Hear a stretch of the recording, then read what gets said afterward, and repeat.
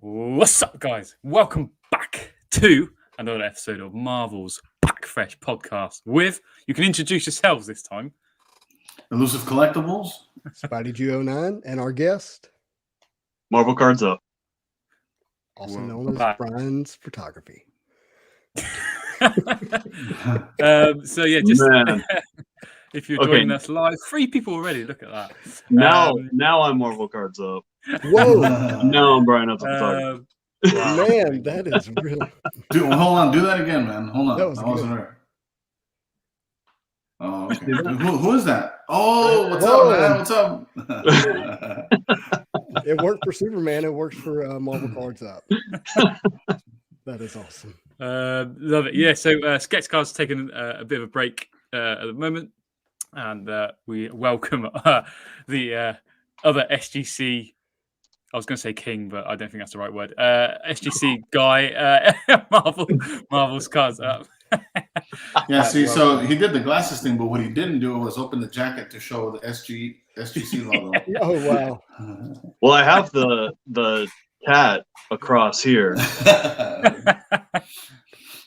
Love it. And yeah, we were just before we jumped on, we were just discussing all things kind of SpiderMan Metal.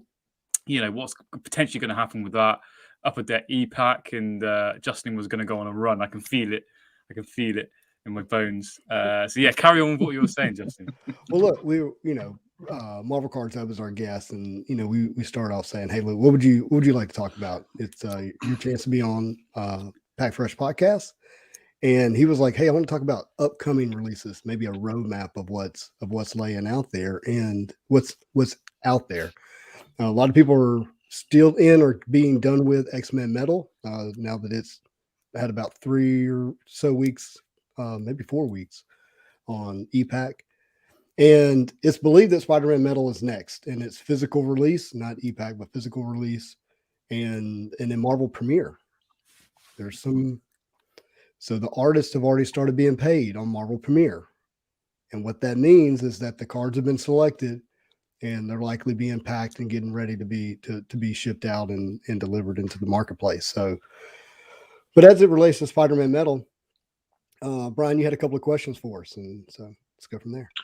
Yeah, so going back to kind of what I mentioned before was the amount of people that are actually going to jump in to Spider-Man Metal. Because I saw the craziness of Metal, and when you kind of step back and look at it, it was really fun. It was a fun movie to watch. And then that got me thinking about, okay, if everyone is doing that with X-Men, who are the I don't want to say lesser known, because there's so much love for X-Men, even just in the 4 of us. We know all things X-Men as much as we possibly can. But when it comes to Spider-Man, it's way more known. It's way more global, right? And a lot of those people, I think, who were looking at X-Men and the prices that it was fetching are looking at Spider-Man, and it's kind of like the guaranteed hits. It's Spider-Man. Those are the hits. And I just kind of wanted to talk about what we all thought about that, about how much more chaotic that's going to get. The chase is basically going to be 100-fold over X-Men, essentially. Yeah, with X-Men Metal, we had this, tornado blow through the hobby, right? With Spider-Man Metal, there's a tropical storm brewing into a hurricane, just simmering, waiting to build, right? Definitely. Yeah, it's like the perfect storm right now for it. And then with Christmas and Christmas debt, we all have to remember Christmas debt. Things like that. Yeah. Christmas debt, is that a movie? It should be a movie. Definitely should. But it's gonna hurt people. It's gonna hurt, and we got to be smart about this. We saw X-Men Metal hurting people left and right. Yeah, they were just getting slapped with razor blades all over the face. You talking about X-Men Metal or a horror movie? About what?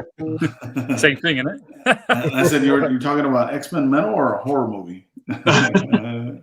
To some people, it was a horror movie, man. When they're, Yeah. when they only have $100 and they're risking it on 3 packs and getting Richter,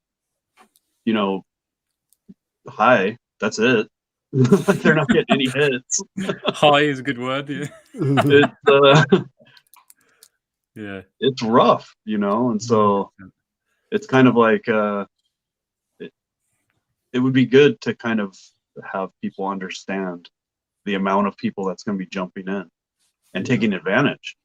Yes. Yeah. Because in this set, not only are you going to have people that are going to chase, well, for example, in X-Men Metal, people are going to go just based on whatever character they collect or whatever the character they chose to collect from that set, right? And Justin chose Phoenix, right? Or Dark Phoenix. Dark Phoenix. I chose Gambit. Norrin chose Gambit. Now imagine with the Spider-Man set coming out, people are going to go for Spider-Man regardless, whether you collect him or not, because he's going to be able to use as trade bait. Mm-hmm. Yeah, everybody's keeping their Spider-Man. Yeah. Or they're going to try to sell for high prices. Mm-hmm. And so I think, I think we need to be thinking about, and those in the hobby need to be thinking about what is their strategy. And not everybody's going to have the same strategy. 100%. Yeah, I personally think I'm just going to stick to my strategy, which is I'm just going to try to pick a character in the set and then just buy the singles outright, and avoid having to try to consolidate at the end of the hurricane. Yeah, try to live in the eye of the storm the whole time. Yeah. I think I'm going to get a box actually, which is interesting for many, just purely to get that itch. And this is literally going everything against everything you just said, you two. But yeah, for me, I just want to see what's all about. I think about some of the cards that could be in there. Again, only do it if you have the money. Absolutely, that's why we're doing this and talking about it. But yeah, I think like the platinum portraits. If you get one of those big boys, what's that going to be worth? And even in terms of personal collection, that's incredible to have too, right? So some big stuff in there, which is interesting. I'm right there. I'm going to grab a box. I don't even care about the quality of the cards. I'm just going to grab a box because it's Spider-Man. I'm going to go against all of my rule of just trying to grab something, that's good quality. And I'm just going to get one. What are you gonna do if it is good quality? Does it change anything? Oh gosh. Then I'll probably if I crack that box and I don't see powder coming out of the packs, right? Then I'll probably pick up another box. But my plan was just to pick the insert set that I want and just go after that. But I'm definitely going to buy a box. Yeah. And the spec percentage on Spider-Man is incredibly high because Sony is running wild. So they're coming out with all the Spider-Man stuff. So when people look at the spec percentage, Spider-Gwen, right? She's way up there. Black Cat, way up there. Silk, way up there. So even a lot of the smaller stuff in the Spider-Man set is Craven's getting his own movie. Morbius has a movie coming out that looks good. Yeah, it's not going to be it's not going to be like an X-Men where you get a lot of the D characters that probably won't ever make it into movies. Yes, you're getting basically a set of people who will be in the public eye. Well, I mean, it's pretty widely known that we're going to get a form of the Sinister Six. So you have all those characters in the movie. Yeah. It looks like Daredevil, Matt Murdock might make an appearance. There's a good chance he's in this set, right? And then you got those ancillary villains like Bullseye, who is already a cool character, looks really good in a card when he's done right. But his daughter, the female Bullseye, is in the cartoon right now. So you got to your point, there's a lot more spec percentage possibilities in a Spider-Man set. Yeah. Oh, and we have Z-Force. Oh yeah, and That's a Z-Force. huge one. Yeah. And Z-Force. So, sorry, real quick, Gingy. So yeah, no, I was just going to go back to the point. Like, I think, where we've had X-Men was hot, Metal was hot, right? I think going, if you look at it from a whole and a macro, sports cards guys are going to come in hot on this set. That, like, without a doubt, I can see it happening. So it'd be interesting to see how that plays out. But yeah, as you've mentioned, you've got the big cards in the boxes. People are going to go for it. So I think there's one card that could cause this to go to a whole nother level. One type of card. Let me say it that way. And it might surprise you because I don't think it's the Comic Cut. I don't think it's the Z-Force. I don't think it's the green PMG. I actually think it's the red PMG. The red PMG. So think about this with me for a minute. That's probably the single card that caused X-Men Metal not to rise to the occasion that it could, because it came off as muted and pink. Yeah. If it had come off as deep, rich red, imagine the Gambit red PMG, or my Phoenix red PMG, or a Magneto red PMG. And there would have been 90 of them. So it would have been more people at play and able to acquire them. And if Spider-Man hits the red PMG out of the park, to me, it just sends Spider-Man Metal to a whole nother level. Yeah, if they fix because that. Green is green. Spider-Man green PMG is going to sell like a green Spider-Man PMG. Yeah. I don't care what anybody says. People at the end of the day are going to allow, the fact that it's Spider-Man and it's green to override any, issues with the card. I agree. I agree too. If it's just that, if they change the color, people were cracking them and thinking they were pinks. Yeah. They were. Yeah, absolutely. They were. Yeah. Also, it'd be awesome if they make the logo blend in, with the whatever color the PMG is. That would look awesome as well. I think that would be just as huge as fixing the color, in my opinion. Yeah. So you're talking about the at the bottom. Yeah. Allow that to continue the same color, so bleed over into it. Yeah. Instead of having a break. Mm-hmm. Do you think that the orange and turquoise parallels are going to be numbered? And if so, what to number to what? I mean, assuming there's only reds and greens, then I would say that one of them's probably going to be either numbered to 50 or 75. In other words, one of them's going to replace the pink. And then the next one I think we still have pink. Yeah, still have pink. Oh, then it's going to be numbered out of 199 and 299, if I had to guess, because I think they're definitely going to increase the print run as well. So that gives them more leeway. Yeah. So no chance we get a number to 25. There's got to be something. Got to be something like that. There's a chance. Yeah, there's always a chance. So 1, 10, and then. So I was thinking blue would be 50. Is blue listed? No, it's teal. That's what I'm saying. So you think that would be 50? I think teal would be 50, okay. And then orange would be their version of bronze. Because it would be what, 1, 10, 50, 75, 90, 100, and then 199. It seems too crowded. Seems too crowded at the beginning. That's why, I don't know. Well, you have Grandiose that's not going to be numbered. You have Gold that's not going to be numbered. High series, if they bring that back. How do you feel about super short print and stuff like that? I don't know. I like it numbered, but how do you guys feel? Yeah, I mean, that's a trigger word right there, Nick. I think that I prefer numbered, because it just or look, if you don't want, which is it goes back to being numbered. If you don't want to give us the stamp with the hard number, at least give us the exact print run of the boxes, and we'll do the math. Yeah, it didn't hurt the Wolverine geode or Storm geode or Magneto geode. They look good though. They do look good, and it didn't hurt for the most part, it didn't hurt the Wolverine arc weld. That card still has sold around $500, and I think those cards, one of the reasons, I mean, you can number them, but probably has to do with EPAC and achievements is one of the reasons why they've chosen not to number those. Yeah. What do you guys think? Well, just on the second point I made there, which was, if you're not going to number them, then at least give us the number to the, how many boxes, just like Rittenhouse used to do, right?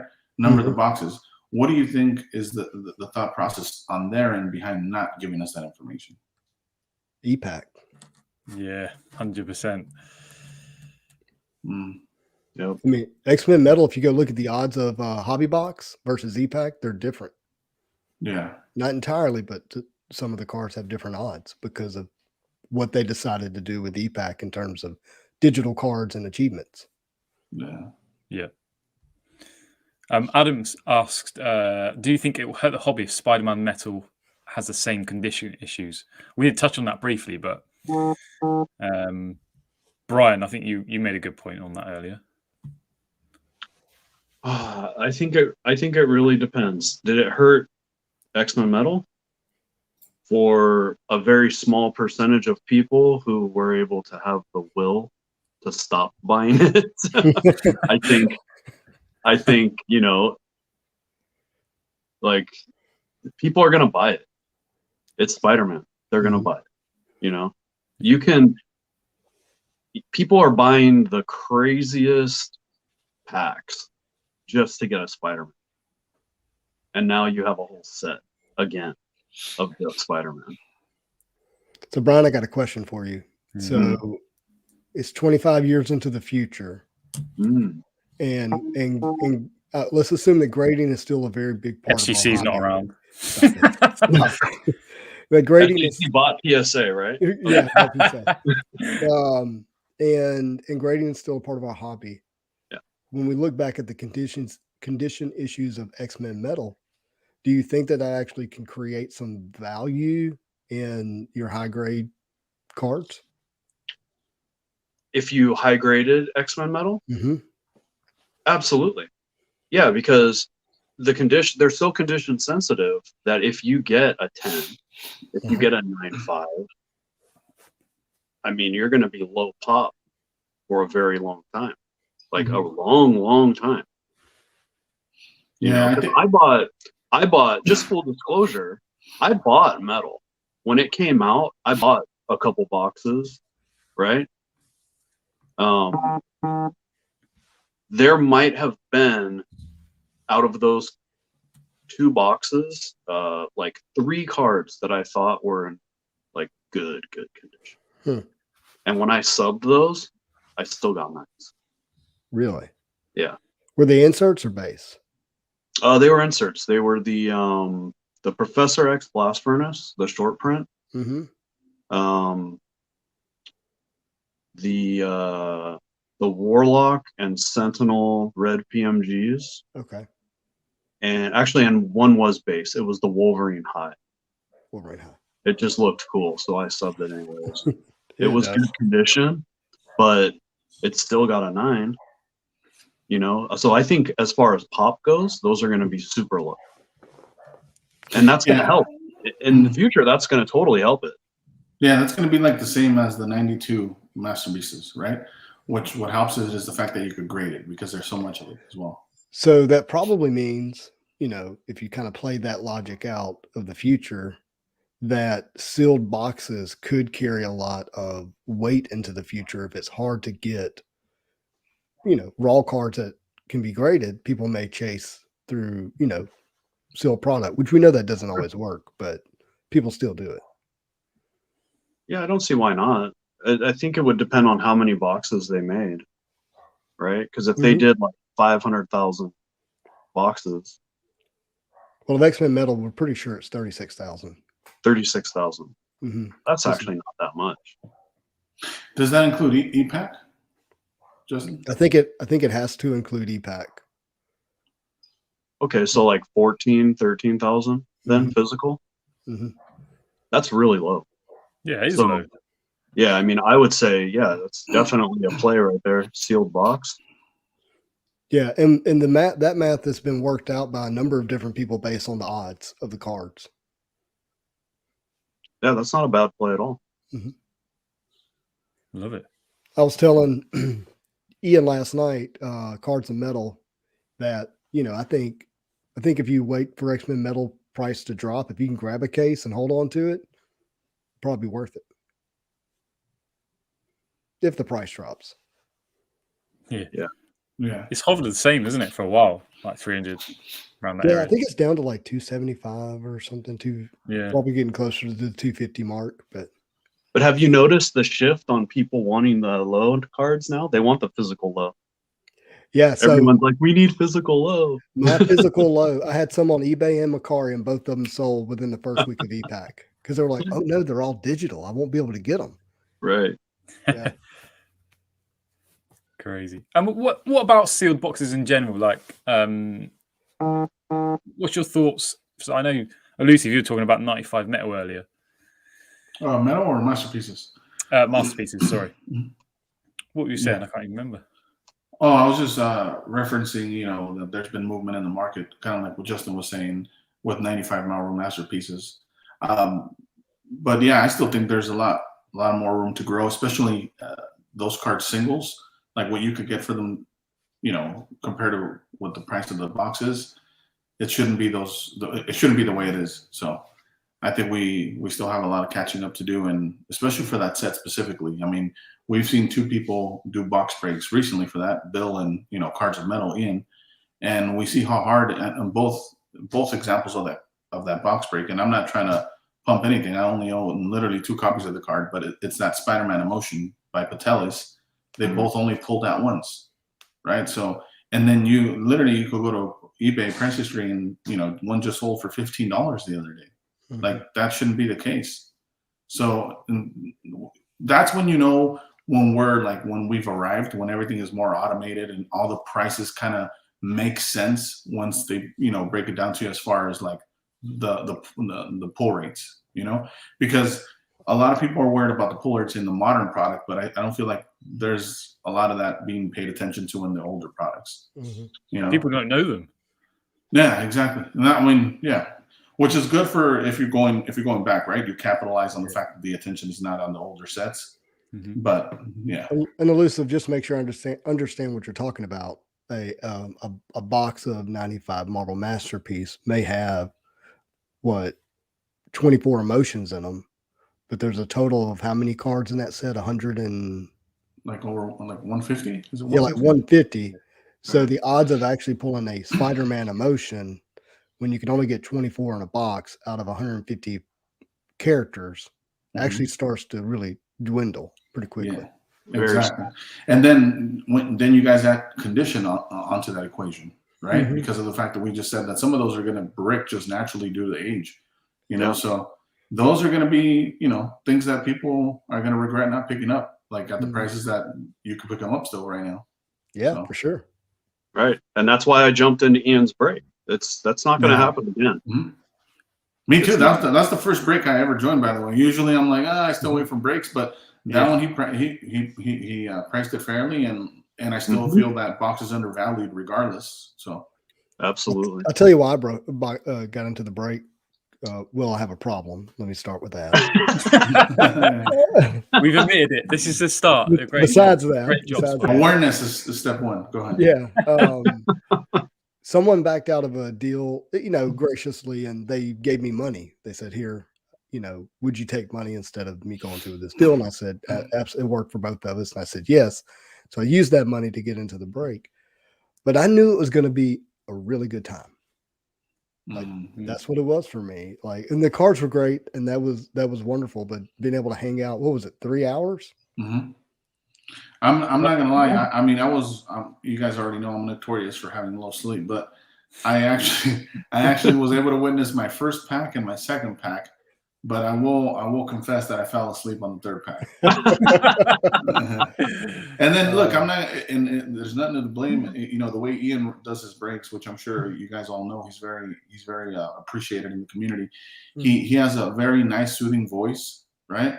Where like he just put me to sleep. To be honest with you, he's like, all right, this and that. I'm like, what's going on? Next thing you know, I'm asleep, and then I get text, hey, you pulled the Surfer Emotion. I'm like, awesome, I missed it, man. Oh, you did. It was like the perfect pack for you, by the way. The way that unfolded. I still haven't seen that, by the way, because like you mentioned, it's 4 hours long or 3 hours, so I haven't gone back to see it. Take an hour just to find it. Mm-hmm. Yeah, it was epic, man. Mm-hmm. It was such good fun. Exactly. And look, and we're gonna be able to look back in that video in a few years and go, "Wow, that's crazy! We got to break a 95 Marvel masterpieces." I think, I mean, I hate to sound like a broken record, but like, I think we're all underestimating how lucky we are to have gone back into the hobby the time we did. Yes. I know, obviously, look, hindsight is 2020. If we could have picked any date, I would have picked 2012, right before the 2013 retro boxes came out. But which I will bring some. Pick that date. I couldn't buy it. What the difference between me in 2013 and a large pizza is? Mm-hmm. Well, you get. I didn't mention to you. Hold on, I was telling a joke, Elusive. You know what the difference between me? Oh no! I don't. A large pizza in 2013. No. A large pizza could feed a family of 4. That's where I was at financially in 2013. Sorry. No, that's what I said. I forgot to tell you that you get to come back with your bank account today. Well, now I can afford to be the kid I always wanted to be. Exactly. Yeah. Fair play to you. By the way, that's you were talking about Cars of Metal. If anyone was wondering about the box break, which I missed because it was at a very awkward time for us people in the UK. So that's my only criticism, Ian, if you're listening, to change that just for me. Yeah, if you could do it like 3:00 afternoon your time, that'd be great. Yeah, do it during your lunchtime, and don't worry about work or anything. All nighter, love it. Does anyone have any questions in the chat? I know there's 8 of you watching. Marvelous packs in the house. Hi, mate. All right, what else we got? Well, I was looking for a release date of stuff coming out on Non-Sport here on the Beckett website. And, it's got Star Wars. It's got Rittenhouse, Game of Thrones, more Star Wars. But nothing listed for Marvel. Except for SpiderMan Metal. It says TBA. So no Allure, no annual, no premiere. Mm-mm. Not that it's been formally announced. In December, you've got Top Star Wars Masterworks and Garbage Pail Kids. And then in February, you got Top Star Wars Signature Series. And then TBA SpiderMan Metal. I wonder if they're just trying to keep that stuff secret. Yeah. Pushing it back, probably. Mm-hmm. Fixing all their issues. They could have, if they landed it right, like with the movie, like it could have worked out very nicely. Which one? The Spider-Man. release of Spider-Man. Oh, okay. Yeah, I don't know, man. I don't know. I think those two events are so big on their own that it doesn't really matter the order. They're both events. Yeah. Yeah, you could space it out and still go nuclear on both. Yeah. Well, I'm nervous that Premiere is going to come out at the same time. Oh yeah. Did you want to get a box, Justin? Well, I've never opened a box of Premiere, so I will do that just for the experience. I don't know how much I'm going to like it. That's what I'm really unsure about. As cool as the multi-panel sketch cards are, it doesn't fit the way I collect trading cards. So one box. What's that? One box, a couple cards. Yeah. So I don't know. I just don't know how that's going to go. Yeah, I think it's all going to come down to what those base cards look like, the artwork that they pick and the design. So I've actually seen the design of the Premiere cards. Oh, nice. I can't show it on this because I wasn't shown that in the way that I can make it public. But I think it's going to be nice enough. It's always going to depend on how the artist places or the art that's chosen is placed on the card. Mm. But the sketch cards are going to be epic. There's some super epic sketch cards coming in, you know, some big time artists. Yeah. Yeah, Yeah, I'm looking forward to it. Download. What's that? Spidey with the download info. Yeah, I wish I could share more or say more, but I wasn't, given Didn't the sign. liberty to do so. I signed a non-disclosure agreement. So Yeah, I don't know if I'll buy a box of Premiere. Or just I for the was thinking same about it. reason, Now I'm put off.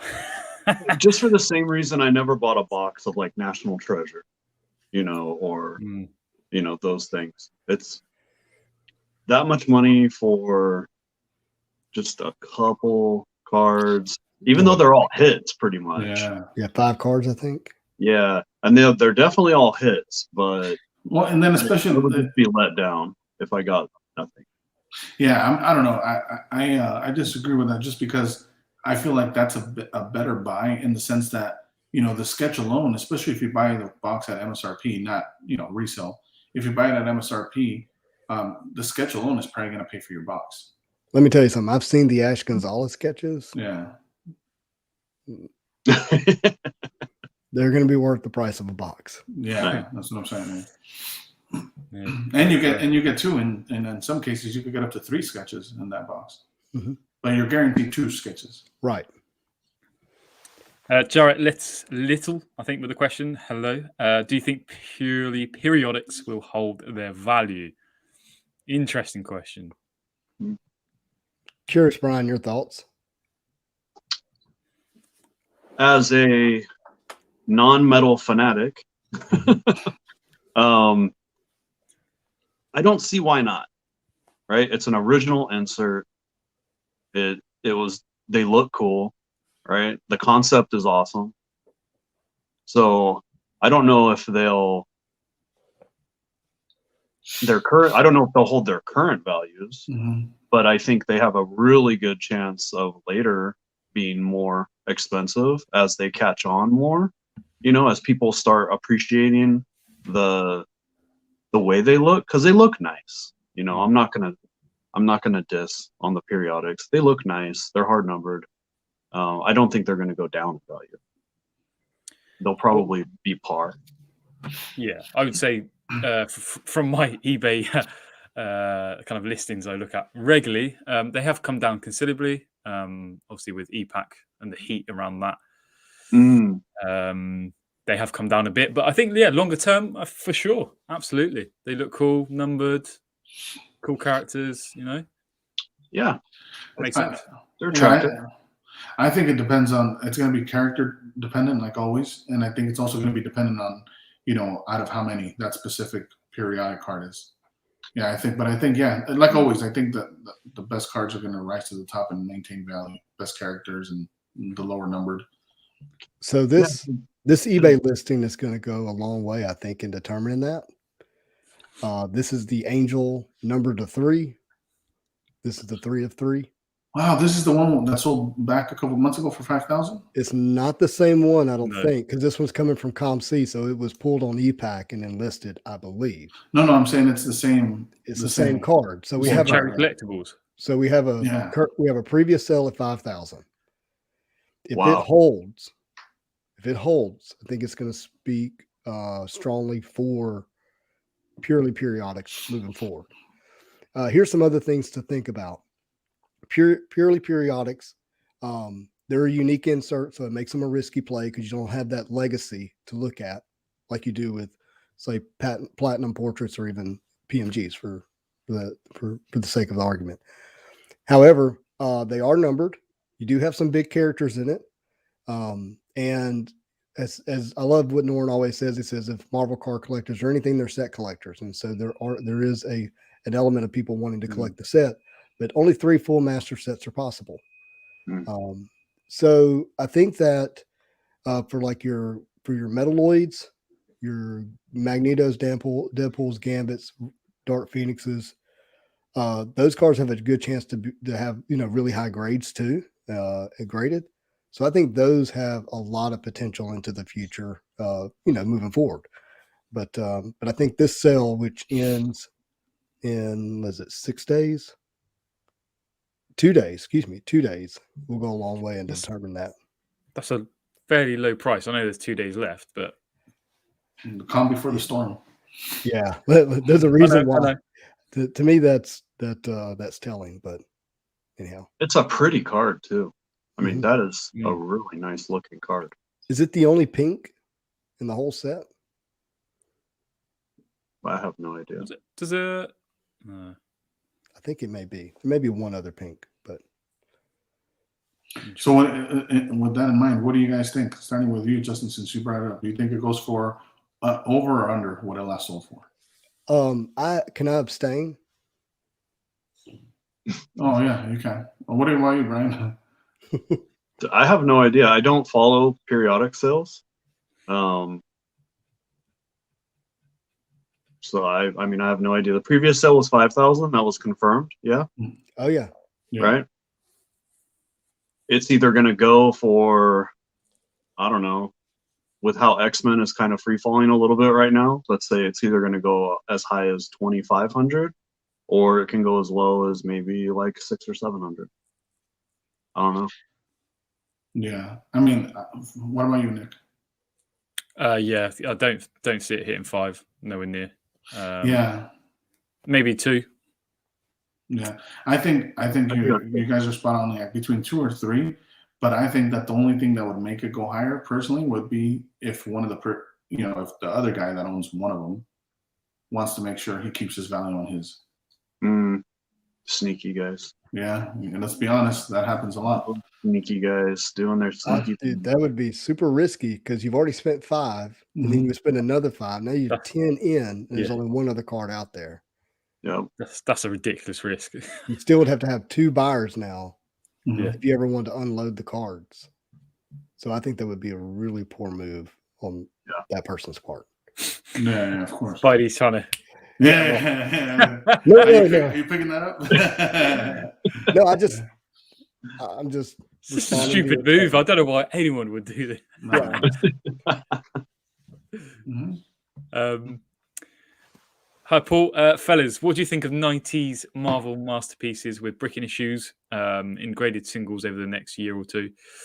I suspect numbers remain fairly controlled.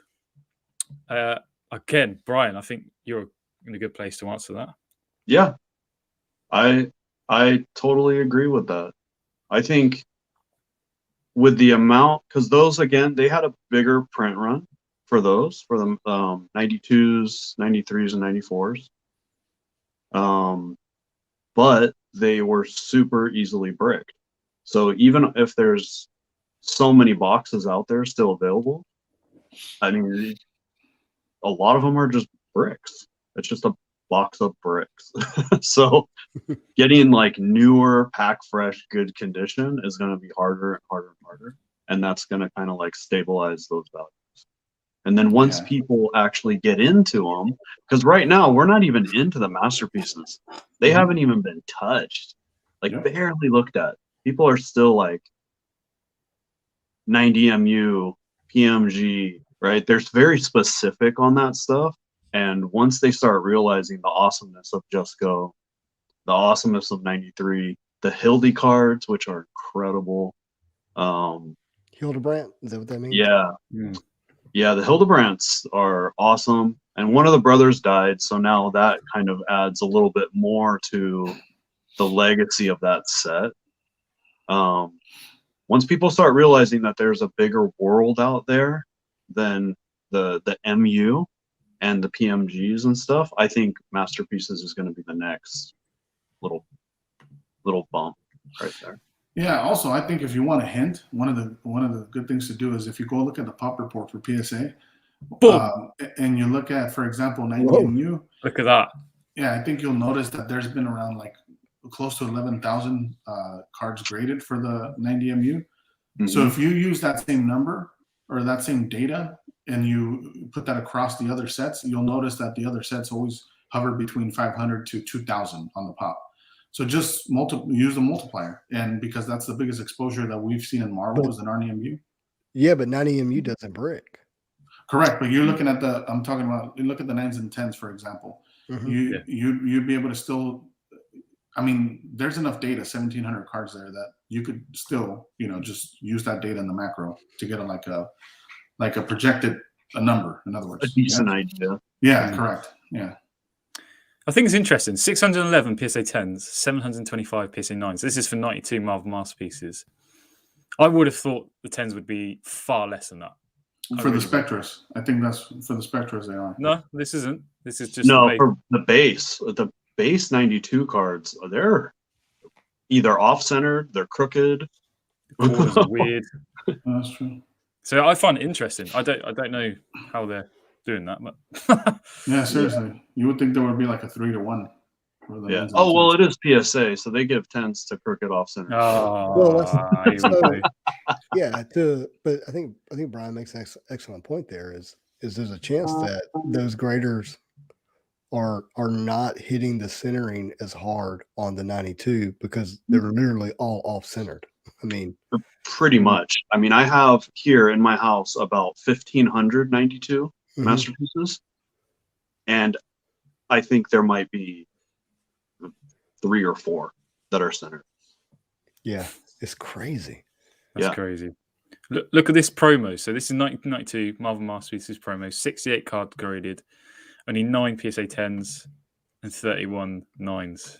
Yeah, 68 graded. That sounds wow. That's a lot lower than I thought it would be. Crazy. What is this one for? The promos? The promos in 92 mm. Oh, yeah. All the prototypes, yeah. Interesting, though, isn't it? That is crazy. 66 total. Wow. And I didn't think those cards were that rare. I mean, I have some promos without even trying. 100%. Between bricking and centering, 92 could take 85 to 90% of those sealed boxes out of contention for gem grades. True. Yeah. Can't disagree. Thanks for the data, Paul. Yeah. That guy loves this stuff. So, Brian, if you're grading 90 product, what are you grading? In 90, I love 93. 93 is one of my favorite masterpiece sets. 2099 set? The 2099 set? It's got all the 2099s. Yeah. Gosh. So, yeah, I love the base set for 93. Okay. Those Dyna etches. I like the Xeon. I don't like the other ones. Right? I like that gold Xeon. That one looks cool. But like Metalhead and those guys, it's like, come on. But the art, you get Julie Bell in there, you get Jusko in there. You have like a really good variety. They're a little bit edgier. But I love grading those. I'd love to grade the 94s, but the 94s, those have kind of the same problem that a lot of like the metal has, right? So like with the 94s, you get like this weird edge wear that's on a lot of them.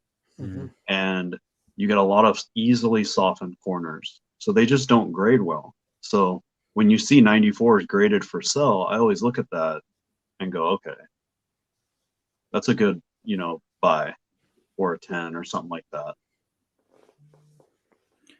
That's a good point. Like, sorry to cut you off. Like, you've seen these cards in hand, and you're making a judgment call from that. So very, very interesting for anyone out there thinking of buying cards. Yeah. So I mean, I'll just show you right now. Like behind me, you can see boxes on the wall. I mean, I'm probably doing this right here. Yeah. Those long boxes, they're filled with 92, 93, and 94. Just head to toe.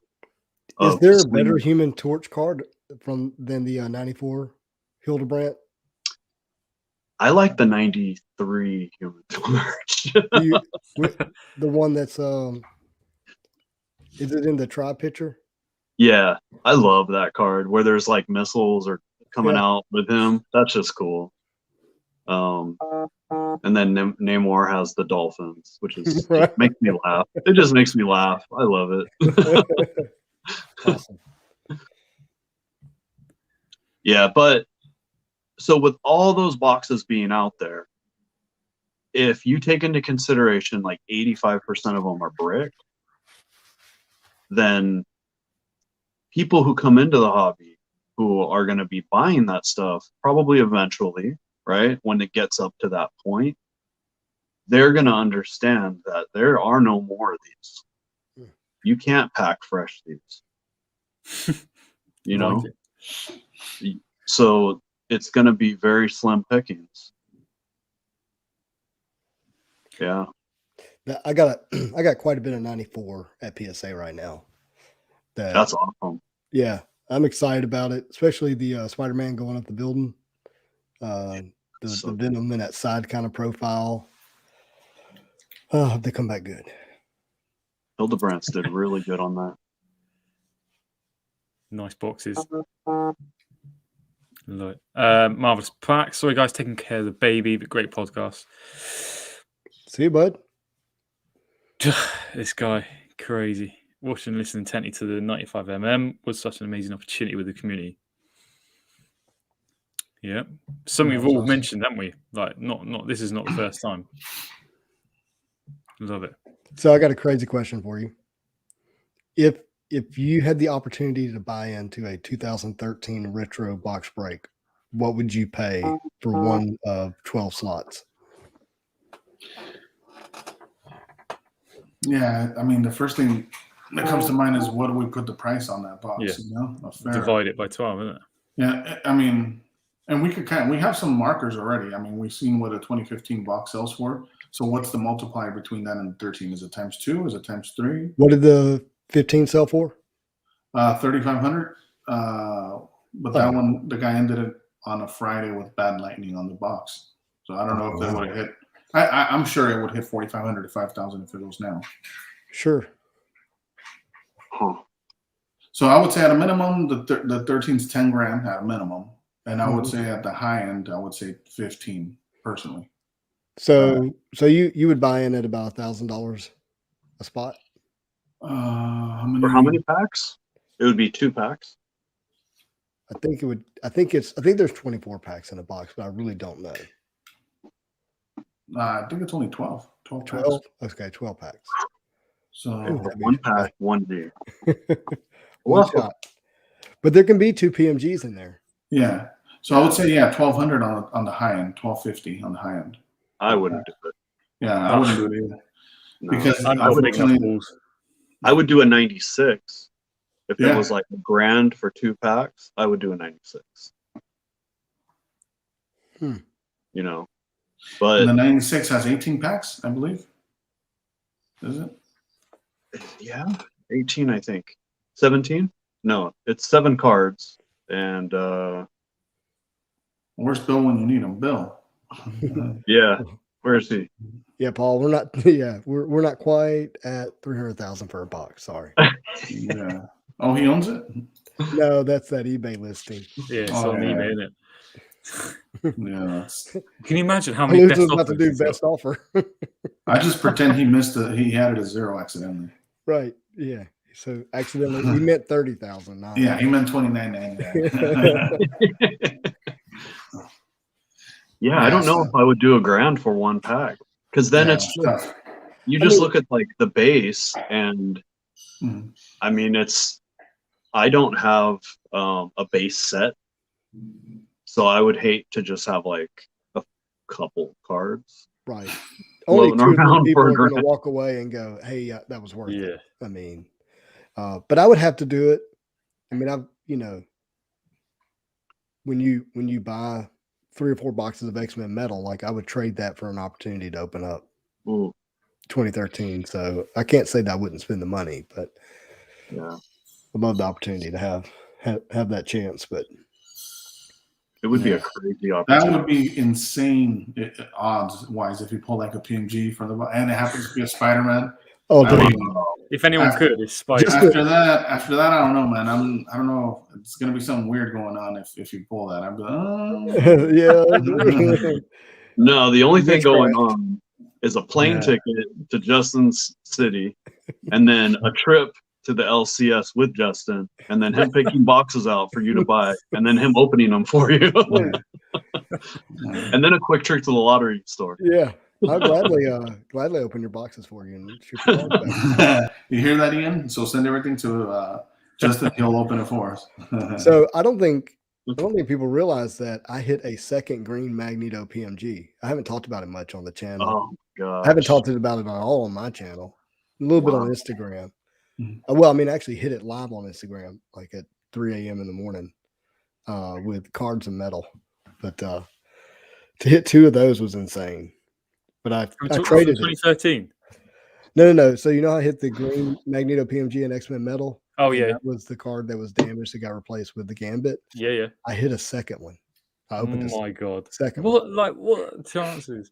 and I Yeah. used it to trade for the green Dark Phoenix PMG. Smart. Yeah, actually, I was just talking Very about the odds of you pulling a Spider-Man, but I think the odds of you pulling the same Magneto green, I think that's probably crazier odds. If Yeah. you pulled a third one, it would Yeah. be over. Shut it Yeah. down. That was I mad. want to open up a pack real quick. No, I'm just kidding. Yeah. So I if- have Go 5 packs of 95 coming in tomorrow that I'm gonna rip. So Fun. You could do it on IG. yeah, nice. so hopefully I can get Can I buy a your pack? green Magneto in that. You'll Yeah. place it in there, I know it. Mhm. You said 95 though, right? Yeah, Okay. weirder things have happened though. What are the things? Yeah. What are you looking for specifically, Brian? Like, what would make your day tomorrow if you pull what? Well, fortunately, in Ian's break, I got the Dooms. I already had the Doom Hollow graded, Uh, so I'm happy to get those Dooms because I didn't have any of them. I love that So- Doom Hollow. It's so good. So if I had all of them, that would be like my own little rainbow for 95 Oh, I of the like it. Dooms. But the other thing I really want are I want those emotions. I want more of those emotions. I'm really sour I lost out on that auction. I'm sorry about that. I That's mean, yeah, that's unfortunate. It happens to all of us. No, And you better not show me all the emotions that you outbid me on. Look, no, I would never do that. Look, number one, you guys are always too nice, and I have to also play nice because what happens if you guys pull my Venom again? Remember? So Right. I'm walking on eggshells with you guys. I'm like, no, you can have that. No, I'll stay away from that. I already got a deal with Spidey for your Venom. Oh, you One sure of do? It's pre-worked out. Is it? Yeah. Hey, Yeah, Brian, So who's delivering it to me? the 4th green Magneto. I want the 4th green Magneto. The fourth agreement. well, they destroyed one of them, so there's only 9. So Oh, that's I right. probably undervalued it when I traded it, but I was like, once you have it. Oh, you got rid of it again? Like the second? I traded it for the green Dark Phoenix. Oh, yeah, that makes Yeah. sense. That one. I love Which, that. which was a great trade for me. Yeah, that was a great trade. All right, Brian, question for you back to 95 Metal, Marvel Oh, sure. Masterpiece. So, so it seems to me that people think that the Carnage Hollow is the best or the Yeah. most valuable. Do you agree? Just value? Well, do you Like think it's the value alone? best? Let's not talk about it. Does seem to sell for more, Yeah, but do you agree that it's the best Hollow? I don't think so. I would like to have it, Sure. right? I think the most appealing one, and I know I'll be in the minority in this, is the Sinister. Mm-hmm. I love the way jacked that up Sinister. Yeah, I just love the way it looks, and with that hollow effect on it, it makes them look even crazier. Mm-hmm. The Doom and the Venom. Or wait, no, Venom is the one where he's coming down the tunnel. yeah, that's the one. It's got that. It Yeah, actually like- it actually mirrors the Carnage base card. Yes, I like those 3 more than the Carnage. Got you. And the Sabretooth looks sexy. That's Yeah. a really nice saber too. I still believe the Venom is the long-term play there. I understand that Carnage is the better card in terms of what it seems to be reselling for, but Mhm. Yeah, I'm judging that. I think it's Carnage too, by the way. And I don't mean as far as, well, I mean both. As far as value, but first and foremost, I personally think it's the better looking card out of all of them. I don't even think it's as close as you guys are making it seem. But personally, but time will tell. We'll see. oh yeah, Nah, Venom all day long. Billy, Gregory, Billy what- agrees with you, by the way, elusive. Who? Billy, watch me open. Oh, thanks, Billy. You already know Billy. Come on. He also happened to be. He did pull that actually. Yeah, He did What pull about you, it. Nick? What did you say, Nick? You said something. You're yeah, no, okay. Gregory Buttocks asked the question. Is that How your to real start? Gregory Buttocks. I love the name. How to start collecting old Marvel items on a budget? It's a good question. I could drop a little Yeah, Good. advice. That's why we're here. drop some gems, Yeah. bro. If you're just gonna buy something old to collect it, then just look for somebody selling like a binder of 91 MU, something like that. That you could find those all day online for really cheap. People sell their binder collections. If you just want something to collect and just have, not to grade, Mhm. just to like have and appreciate, Mhm. and these are cool. You don't care about the condition. Just buy somebody's little binder collection. Yeah, I think I've talked about this before, but I would actually not buy anything for a while and understand like how you're spending your money and what sets we're talking about. Nice sets now, 95 Marvel masterpieces, but like how to just understand like what's nice, what's rare, what people like, what artwork you like, what artists you like, things like that. So that's what I would do first, is just listen to us. We've all got channels and spitting out some knowledge, but yeah, lots of stuff out there to help you before you buy anything. Yeah, if you're gonna buy, if you have a budget and you're okay buying like the one good hit with your budget to start the collection, then Mhm. that's awesome. Yeah. Correct. But if you got a budget and you're just like, okay, I want to just start collecting like a bunch of stuff, then you gotta Yeah, and I think temper the expectations. And I think we probably need more context to the question. Like, for example, someone reached out to me. I won't mention it, obviously, what it is, but someone needed help entering the hobby, but they already had a number in mind that they wanted to spend. So my follow-up question to that was, okay, well, who are your favorite characters? And then also, how many cards are you looking for that budget? Are you looking to buy 5 to 10 cards with that budget? Are you looking to buy 20 to 50 cards or 100 plus? And I think that's what it's really depending on. Who are your top three? What is your priority? But I think the best advice is what just following up on what Brian touched on, which is for sure go after. If you already know of a card you really really want in your collection, I would definitely go with the biggest one first if your budget allows, before that one increases more so in value than the smaller ones. But know what you're like going after. Correct. Yeah. Mm-hmm. Love it. I like what David was saying. Oh, awesome. Thanks. Yeah. Having a complete set is a play of individual cards. That's an interesting one, isn't it? That's a very interesting one. In some sets, I would agree, but others, I'm like, nah. Yeah. Yeah, one thing I just want to say this. Sorry, Justin. I just want to throw something in real quick. I do understand. It just comes down to what you want to do with your collection. Everything's all subjective, right? Because if this same individual just wants to, if they love one set, then yeah, by all means, pick up the whole set. If your budget allows. But I think what people are missing out on when people buy singles, again. And if you never, and there's some people that say that they'll never sell, but they're selling on the daily. But if you're not planning on selling, and it's really for PC only, and you're not going to resell it later, then yeah, it doesn't matter. I mean, probably the set is the best way to go, because you're not going to wish you didn't pick up one of the cards or you missed a card from your set. But once it comes down to selling, if you ever need to see that, if you're ever going to sell that set, you're going to see how quickly people cherry pick from your set, and that's what's going to lead you to start, appreciating buying singles a lot more than buying the whole set. Yeah, elusive. That's what I was trying to understand. What did David mean by the play over? Yeah, I'm assuming he's talking about reselling. yeah, And it seems to me like when I talk to some of the vets in the hobby, what they tell me is, hey, buy sets because that's where you get the value. yes, Like somebody's entire collection, so to speak.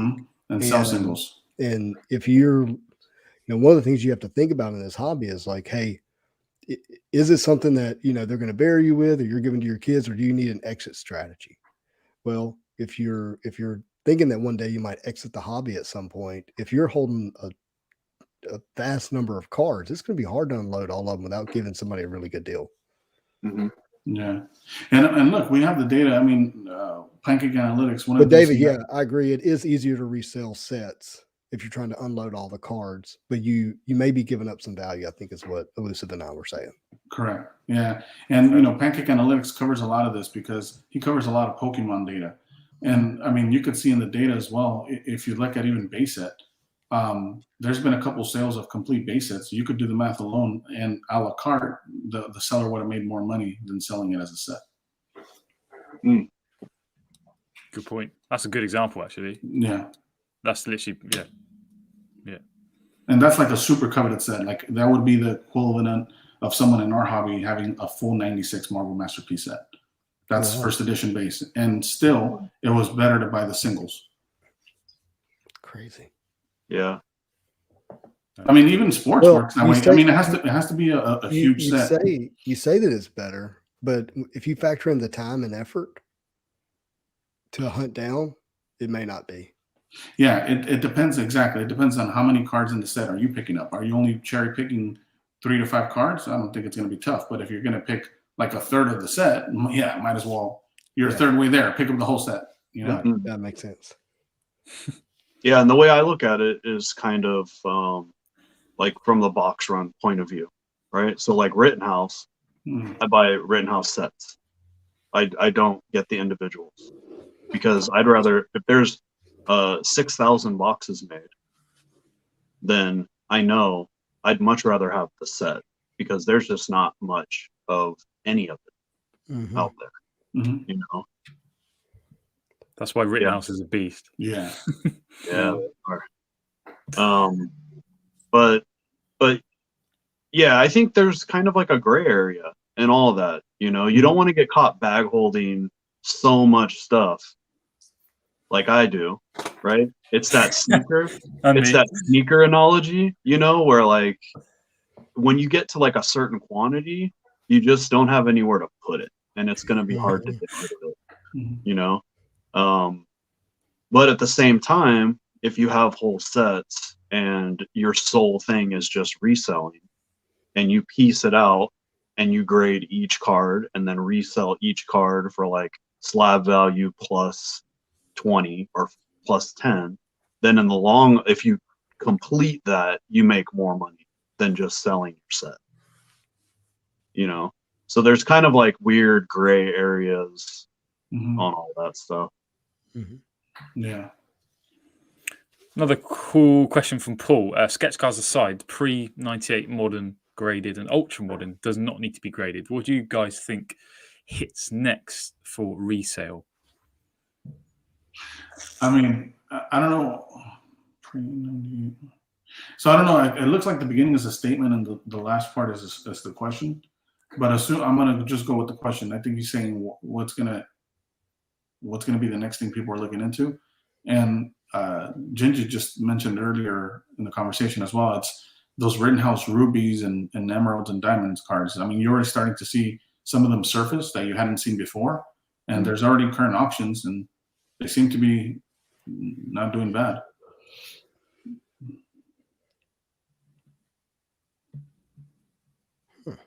That's a tough question to answer. I think so. Because, yeah, I mean,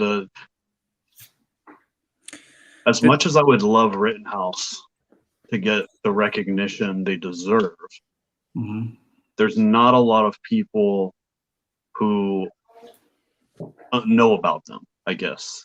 I mean, people know about them, but they don't really know about them like they should. And I don't know how long that's going to take. Mhm. So once people really start understanding how awesome Rittenhouse was, then I'd think the rubies, the emeralds, and the diamonds are going to be like, they're going to go to another level on their own. But I think for this question, if we keep it away from like Rittenhouse, I don't know, man. I would hate to say that 91 MU is going to be the next play.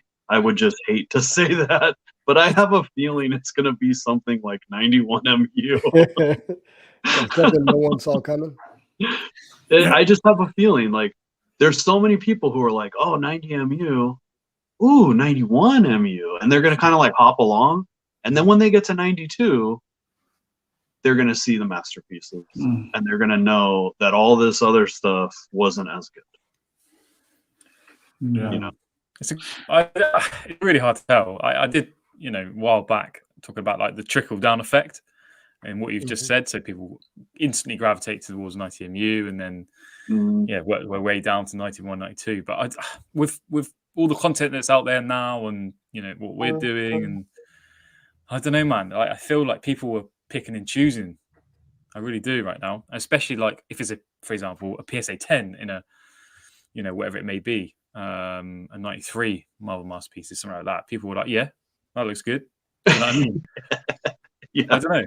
There's a lot of that.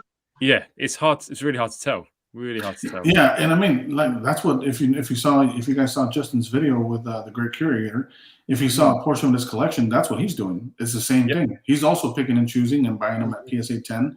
I mean, again, it's just something that the sports side does. They hardly buy sets unless it's like a prestigious set, like the Dream Team set or the '86 rookie set. You know, there's sets that are for sure coveted. Sports card guys use a term that a lot of Marvel card guys don't use, and that's hedging. They're hedging their risk, and so they want a variety in their collection so that they don't miss out on something that skyrockets in value, and they spread their risk over certain sets. I mean, because I'm a collector and not an investor, you're not going to see me own Olympics or wrestlers or, you know, some other non-sport type stuff. I don't even want to keep any of the Black Diamond that I had that I opened for fun. Like that's just not who I am as a collector. But from an investor standpoint, people are hedging their bets. Right. And then you have to also include in that hedge, you know, they always say like part of the backlogs for all the companies is that people are sending in like meme rookies and stuff like that. Like just whatever rookie is pulled gets sent.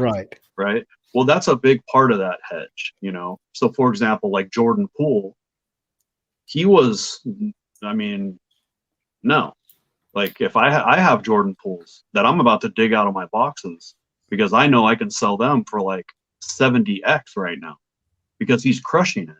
But all those guys who just kept sending that stuff, they're already way ahead of the game. All they have to do, grab the slab, make the listing, it's sold instantly, you know? And so yeah, they hedge a lot and it pays off. And sometimes they take baths, but in the long run, they make out like bandits. And go back to your episode with Spider, your episode with the Great Creator. I was like super interested, like what he was saying, what he was picking up. I was like, okay, this makes sense to me. You know, it's something that's over there, if that makes sense. That and there's a little sports cars guy. They say you can't, you know, Iron Man can't tear a ACL. Right. You know, so I see that happening more and more. I really do. Yeah, but I mean, I think sports car guys enjoy the fact that it's comic book characters. So one of the probably my favorite moment in the episode with the Great Curator, and if you guys don't know Daniel, check out his YouTube channel. It's doing really well. He's a lot of fun. brings a lot of good energy, and he has a great vibe about him, and wants to be, to use his word, he wants to be a gentleman in the hobby, and I love that. And but I said, what if they had? Let me grab it here. What if there was it's hooked. Batman's cape is hooked here. What if there was a Batman PMG? What if there was a Superman PMG? Like, could you imagine a blue Superman PMG with the red cape flowing in the background? It would look great. How sick would that be? And I just watched Daniel's eyes go, yes. He said, let's start a GoFundMe and let's make this happen. Like, this has to happen. And there's just a different level of enjoyment. I mean, look, I every once in a while I'll buy a sports packet. I still get enjoyment of pulling the latest rookie or my favorite player, but there's just something about Marvel or comic book, themed cards that are rare and special. And when you pull them, it's just a lot of fun. I think overall, if you compare both hobbies, I think that we probably have a higher percentage of collectors. Like our retention rate for collectors is probably higher than sports. Well, it's like a fountain of youth. When you open a sports pack, there's no youthful feeling. It's just like, oh, cool, I got this guy I like playing. He's really good. When you open a pack of sell it Marvel, quick. Sell at the right time. Or something like that, right? Or I wonder what I can trade for this. When you open a pack of Marvel, that first card, it hits your sentiment like a sledgehammer, and you're like, oh, I remember this, You feel young. It's fun, that there's so many positives to just comic cards in general. It just touches on that youthful feeling inside that none of the other hobbies really touch on. Yeah, you know what someone told me, and I wish I could remember where I heard this, or not someone told me, where I watched the video and someone said this in the video, which was, for us, if we open a Marvel pack, we're looking through, there's a lot of characters that we might want to get. But sports people, when they open a pack, I mean, some of the cards might as well be blanks because they're just going straight for the hit. Right. Yeah. You know what I mean? And that's the difference between the hobbies. Yep. This is it, Spider. I don't know if you'll know this, but I was looking at my YouTube channel analytics. I don't do that very often, but just to look at the age range of people watching, super interesting. So I think the 75%, I think, were between 30 and 45 years old, I think. So again, going to Brian's point on, opening the packs, getting that feeling, that nostalgia factor is in the massive part of like Marvel cards at the moment, isn't it? It's crazy. Yep. Our bones are already hurting. Right. We need to feel young. Yeah. For my channel, 35 to 44 is 53.9%, with only 7% being 18 to 24. Yeah. There you go. Does yours tell you what percentage is male versus female? Yeah, absolutely. So 95% male, 4.3% female. Oh, I was wondering. Mine's 45% female. I'm joking. Well, you're a lot more handsome than I am. That's a fact. They just come for the beard, Gingy. By the way, over 500 subscribers. Congratulations, man. Yeah, congratulations. Thank you. Oh, awesome. Appreciate it. Yeah, love it. Thanks. That's not what I was plugging, but no, we know. See the numbers, Right. We're 1 hour in. Are you guys feeling good? Are you happy to finish? I think that's a good note to finish on. Yeah, absolutely. Brian, thank you so much for thanks, for Brian. subbing. No worries. Appreciate it. No worries. I had to hurry back home, but it's always fun just talking with you guys. Speaking of Batman, we put out the bat signal and Brian showed up. Yeah. No. We put up the SGC signal. I saw it. I saw the sun kind of get clouded out, and I knew. I knew a tux was in the. Somebody needed a tux, so I rushed home. He rushed up and he put his glasses on. That's awesome, dude. Thank you. Yeah, I think I'm gonna buy a tux and just do shows wearing a tux. Yes, I would watch that. That's how you should do your grades reveal now. Yeah, that's what I mean. Yeah, all formal. Yeah, with a martini. Please have a martini. I don't like martinis. Just for the sake of the show, Brian. Just go. Not even for the sake. Just roll. That's the big no. I'll just have some coffee. Dress I'll as James some Bond. coffee and pour some whiskey in it. I'm good. Did you say coffee and whiskey? It's interesting. Is that a thing? I don't know if people do it, but I tried it and it was pretty interesting. Caffeine wasn't enough, huh? No. Would you like some milk with that? Nope. Straight with No. Hey, but it was awesome talking with you guys. That was super fun. Yeah, appreciate it. Yeah, thank you for joining us on another episode of Marvel's Pack Fresh podcast. Please join us next week, next Sunday, probably same time, hopefully. And yeah, thanks for joining us from us. See you later. Over to you, Spidey. Hey guys, you have a Cheers. marvelous day. Peace.